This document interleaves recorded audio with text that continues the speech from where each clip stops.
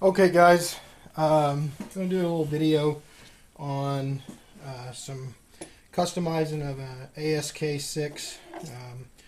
So basically this is just a cardboard sleeve over the blade. We're going to take this apart. What you're going to need is a 2.5 millimeter hex wrench. One thing about this hardware, I'm really you have to be gentle with it, not to strip it out because it is so small. One thing you'll need to do is you'll need to kind of feel your way for which side's the male side and which side's the female. And what you want to do is find the male side and take it out. And you're going to kind of put a lightly applied pressure until you find it, and then it gives. So with that, you're just going to keep going. Stay in there straight as possible, making sure you don't strip it. Now these are in there really tight as far as the fit. So one of the other things that we may or we may not need is the ability to, oh, that one came off really easy, to knock this out. So like this is really tight, so these aren't going to come out unless you punch them.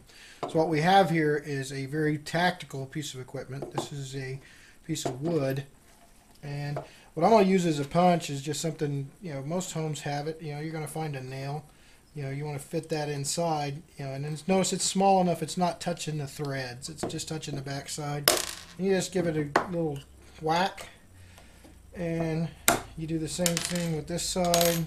Yeah, that one fell out, so then the handles come off. If you notice, they're not epoxied on. So one of the things that we've done with the ASK design is we hollowed this area out. Also, the handles are milled. So if you do take yours apart, this is what you'll find. Now the reason we did that was to facilitate a survival kit. So the user can actually, if you so desire, you can epoxy one side.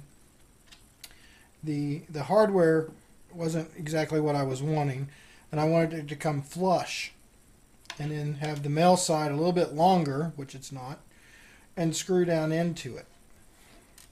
So the hardware was kind of a malfunction on this whole project that we're looking to get rectified, and I want to come up with some better hardware. I'm not really satisfied with that. So basically, once you take this apart, this is what you have. So you've got your two handle scales and you got your blade blank. And what we're going to focus on is we're going to do some polishing. And what we're going to do is we're going to polish the back of the tang here, the inside, the handle guard, and the blade itself. And we're going to be using a buffer to do the polishing. So that being said, let's get started. Okay guys, if you got a buffer, that's fantastic. What we're going to be using here is actually a product, you can get it for like 500 bucks. It's a Grizzly model G1015. It's a knife buffer and grinder, and it's a combination of a 2x72 inch belt grinder with a buffer arbor on the other end. So what we're going to do is I'm going to turn this on. I hope you can hear me. We're just out of here going to knock this out. What we're going to be using is some white rouge on the buffing wheel. This is a sewn wheel, and that's what you want. We're going to do the ASK. I'll start with the blade so you can start seeing the results from it immediately. We're going to put the rouge on the wheel, and then we're going to lay into it. The rotation will go in this direction. Now it's very important when you're using a buffer. It's probably one of the most dangerous pieces of shop equipment because a lot of people underestimate it. This thing spins at the revolutions of 1725 rotations per minute. So it's going to go really, really fast. And if it grabs hold of this piece of steel, it's going to throw it. So it can, send a projectile and stick it into a wall, stick it into a body, something along those lines. So you want to use a lot of caution with this. Another thing that I use is I wear safety protective goggles because as the rouge starts going, stuff starts flying. So you want to make sure you use that. Also a dust mask. I'm not going to be using a dust mask today because I'll be talking while we're trying to go through this. So normally I'll wear a dust mask because it is throwing materials off of this. You know, you'll see a dust collection on the floor or on the ground beside you. So anyway, let's turn this thing on and get started. So we're just going to lay the rouge in, and just lay it in, and you'll see it start to turn a little bit white on the wheel. And then when we lay our knife in, we're going to come in at an angle so that we go downward off the rotation. And then when we rotate over, we're going to do the same way this way. What we don't want to do is tilt this in there so it'll jerk it down. You do not want to do that. So here we go. Let's see what this thing will do. So you just lay this in here, and as you get to the end, you just want to rotate down into it because you don't want that tip catching. So you can actually lay this on here, and you just want to lay it flat, lay it on that wheel, and you can see we're getting noticeable results. I mean, all this is removing is a coating.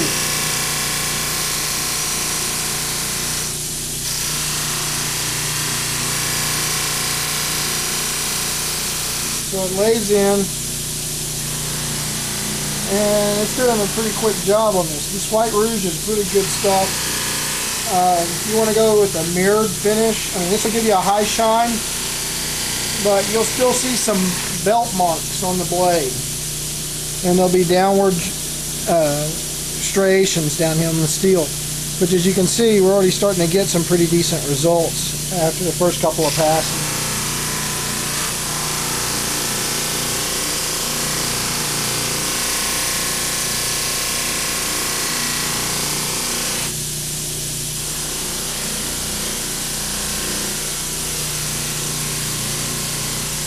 I just want to make sure that I don't do one of those QVC commercial type of videos where the guy breaks his sword and stabs himself. I don't want to do that with this thing on this video, that's for sure.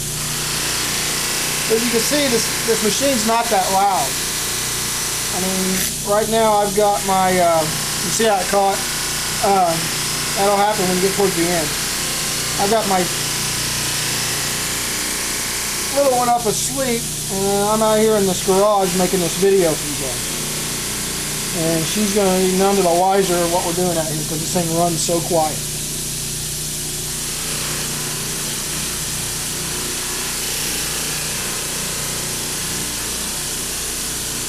So now the problem area starts to occur. As you see, we got the guard, and this is the other side. So you kind of see the difference here.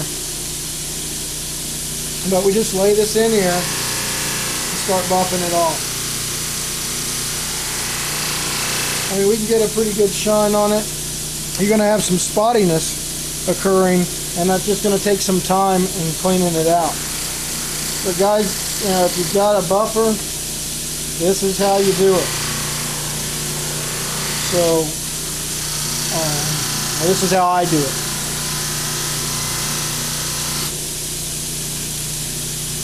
Now when you're getting the guard, and we're getting on the inside here, notice I'm rolling this off the edge of it and getting about the middle of the way because I don't want to cut in too hard on it. So, and what I'm doing is I'm just laying this in here like this. So that you know. And I mean, it's doing a pretty decent job of getting in there. And then on the front side, we'll flip it over and we'll rotate in like this. So now we're going to get the top of the guard and the blade area to polish that in there. And you're just going to push in on the corner of that wheel. And you'll start getting strings, like there's a string out here hitting my hand. You can cut that off, just lay this in close. As you can see, we cut the string. So your wheels start wearing down, so be prepared to, you know, you'll go through some buffing wheels, but they'll last a couple months, you know, unless you're doing a whole lot of this. But anyway, that's a start. That's how we do the buffing and the polishing. As you can see, it didn't take all that long, and we've got a pretty good start on it. We just need to even this out. So, because this is definitely not something at this point that I would want to put out there. So, what we're going to do next is I'm going to do a setup on a bench that can show you how to do it with, if you don't have one of these buffers, you can do it actually with a drill, and I'll show you how that's done.